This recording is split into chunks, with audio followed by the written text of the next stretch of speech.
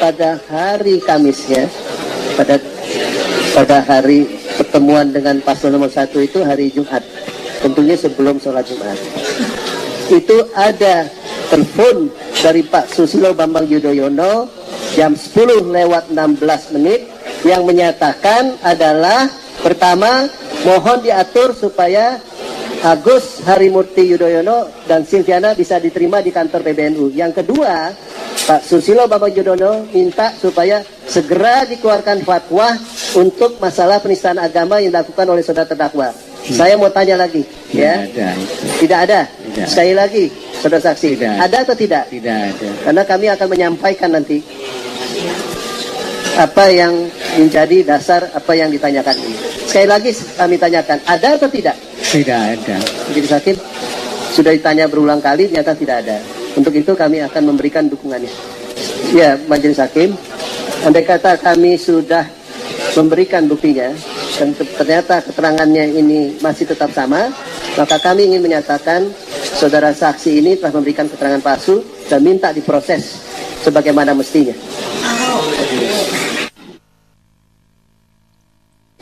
Saya mau nyatakan pada saudara saksi, saya sebagai warga negara Indonesia berhak menjadi apa saja di negeri ini dijamin oleh konstitusi dan ideologi Pancasila. Dan ini bukan negara berdasarkan syariah agama tertentu. Saya keberatan untuk saudara saksi. Dan saya juga keberatan saudara saksi menunjuk Rizik Syihab menjadi saksi ahli. Jelas-jelas saudara Rizik Syihab telah memasang gubernur tandingan dan demo habis-habisan ketika saya mau dipastikan menjadi gubernur pengganti Pak Joko Widodo. Saya juga keberatan, tapi itu hak saudara saksi. Setelah dibuktikan akhirnya meralat tanggal 7 Oktober ketemu pasangan calon nomor 1. Jelas-jelas itu untuk mau menutupi, seperti saudara saksi menutupi riwayat hidup pernah menjadi one team press. Baik, kita sudah dengarkan bersama. Saya berharap bahwa sebetulnya Pak Tommy Sihotang juga mendengarkan rekaman percakapan tersebut. Pak Tommy? Ya. Baik, Bang Tommy, saya akan ulas satu persatu. Disebutkan tadi oleh Hampre Jemat bahwa memiliki rekaman atau dokumen atau bukti yang akan diserahkan ke persidangan dan terkesan begitu meyakinkan hingga bertanya 3 kali, yakin tidak bahwa Agus akan diterima di PBNU, kemudian SBY meminta segera diturunkan fatwa terhadap Basuki Cahayapurnama. Nampak confident sekali, nampak percaya diri sekali Anda dengan dokumen yang Anda miliki itu. Begini, kan saya udah katakan tadi, apakah penyadapan atau dokumen, nggak ada yang bicara begitu di persidangan. Sebetulnya bisa kita balik loh, kita balik persoalannya begini. Jangan dikejar-kejar ada penyadapan apa tidak, ini ada izin badan intelijen apa tidak. Kan kita balik aja. Betul nggak Pak SBY telepon Kiai Maruf Amin? Kalau nggak ada sesuai dengan omongan dia, ya sudah kita tutup kasusnya. Baik. Anda mengatakan kalau tidak ada berarti ya sudah. Tapi ini berbeda begitu dengan pertanyaan tadi. Ketika nanti kita tunjukkan buktinya, kemudian jika tidak ada maka akan diproses bahwa saksi ini telah memberikan keterangan palsu. Diminta diproses bagaimana mestinya. Ya, jadi begini, itu udah terlalu jauh hubungannya. Sebetulnya Pak SBY sebagai negarawan, kalau bilang nggak ada ya nggak ada saja. Kalau diheboh-hebohkan, nanti jadi beneran ada lagi. Makanya saya tuh nggak berani ngomong. Besok kuasa hukumnya Ahok akan merapat. Baik, saya coba ubah angle pertanyaan saya. Bang Tommy, saya ubah angle-nya. Ya.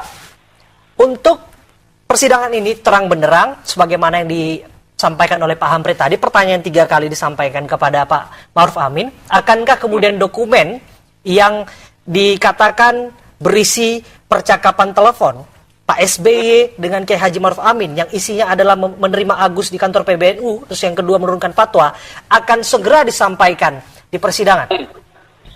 Begini, kan kami lawyer ini yang paling tahu kapan kami akan memberikan bukti ke persidangan. Bukan karena, mohon maaf ya Mas ya, ada tekanan begini mau dari siapapun, enggak. Kami profesional, kami tahu kapan kami kasih bukti. Lagi juga, kalau kami merasa tidak ada sesuatu yang perlu disampaikan, kami nggak sampaikan. Nah kedua, yang penting kan, ya mohon maaf nih Pak SBY kan merasa, wah ini nggak benar nggak ada penyadapan nih. Ya sudah, kalau nggak ada ya kita tutup Bang, kasus. baik. Kalau ada kita cari sama-sama lah di mana penyadapan itu. Baik, Pak Tommy, tadi Anda mengatakan kalau tidak ada ya sudah begitu. Tapi kalau misalkan ternyata memang tidak ada, apakah yang tadi Anda katakan dengan tim kuasa hukum Anda, apakah ini hanya merupakan gertakan saja? Ya, banyak hal mengapa ini disebut gertakan, mengapa disebut kenyataan.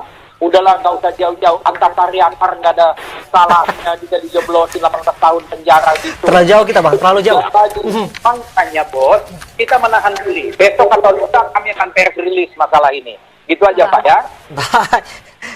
Baik. Kita akan tunggu seperti apa keterangan Baik. resmi dari kuasa hukum Basuki Cahayapurnama sebetulnya untuk menjelaskan untuk persoalan ini seperti apa, dokumen yang Anda miliki benar adanya Oke. ataupun tidak, dari mana asal muasal dokumen tersebut yang menyatakan ada perbincangan telepon antara Pak SBY bersama dengan Kiai Haji Ma'ruf Amin, Baik. Ketua MUI yang saat ini menjadi pergunjingannya.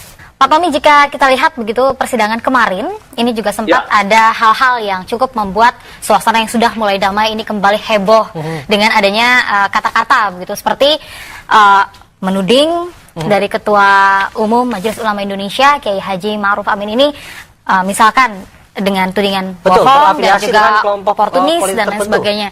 Nah, hal ini juga mengundang reaksi yang cukup keras begitu dari seperti GP Ansor dan juga PBNU. Nah, tanggapan dari Anda, apakah memang hal-hal seperti itu terjadi di persidangan kemarin? Tidak terjadi itu, Mbak. Tidak ada yang menyudutkan Pak Kiai kita itu. Sama sekali nggak ada. Kita semua, apalagi saya sangat hormat sama beliau itu tidak ada. Kalau itu terjadi, siang-siang persidangan itu udah berhenti. Tidak ada. Nah, ini kayaknya ada pihak-pihak yang lagi ngomporin untuk mengadu domba Ahok dan tim penasihat hukumnya dengan Ketua Umum Majelis Ulama Indonesia. Itu nggak ada. Semua baik dan semua manis. Saya udah kasih tahu kawan-kawan, bila perlu kita atur ketemu dengan Pak Ma'ruf Amin untuk supaya clear masalah. Nah, nggak ada. Kita cinta tanah air kita ini. Cinta beliau sebagai salah satu pemimpin di tengah-tengah bangsa kita ini. Itu nggak ada. Pak, percaya sama saya karena saya persis duduk di sampingnya waktu persidangan itu. Gitu. Baik, namun kita pahami bersama bahwa hari ini yang viral adalah permintaan maaf juga dari Pak Basuki Cahayapurnama. Ada sekitar 3 poin yang saya dapatkan Ya. di sini. Apakah benar poin-poin tersebut? Di antaranya poin kedua adalah saya meminta maaf kepada Kiai Haji Ma'ruf Amin apabila terkesan memojokkan beliau. Nah, kan? Itu apabila terkesan memojokkan. Tapi sebetulnya kan enggak, Pak. Ini hanya untuk menenangkan orang banyak bahwa tidak ada masalah antara Pak Ahok dengan Pak Ma'ruf Amin. Itu aja. Minta maaf belum tentu salah karena kita menghormati orang idealista itu.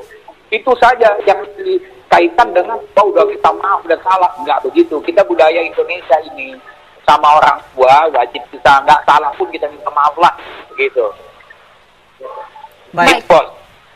Baik, saya kembali ke Pak Wawan Purwanto. Pak Wawan, saya kembali berdiskusi soal bagaimana sebuah informasi itu didapatkan seseorang yang pada akhirnya itu adalah kewenangan dari aparat negara. Saya ingin tahu sebetulnya prosedur penyadapan dilakukan oleh satu institusi aparat yang ingin mendapatkan informasi. Apakah seperti apa sebetulnya?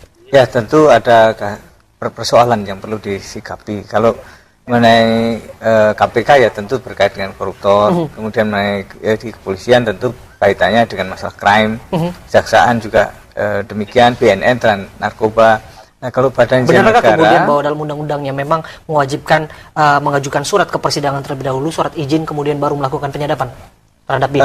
untuk Badan Intelijen Negara atas izin pimpinan tentu dalam persidangan, dan juga itu terkait dengan persoalan yang ada, tapi terkait biasanya menyangkut hal-hal yang mengancam keamanan negara seperti teroris, separatis dan sejenisnya.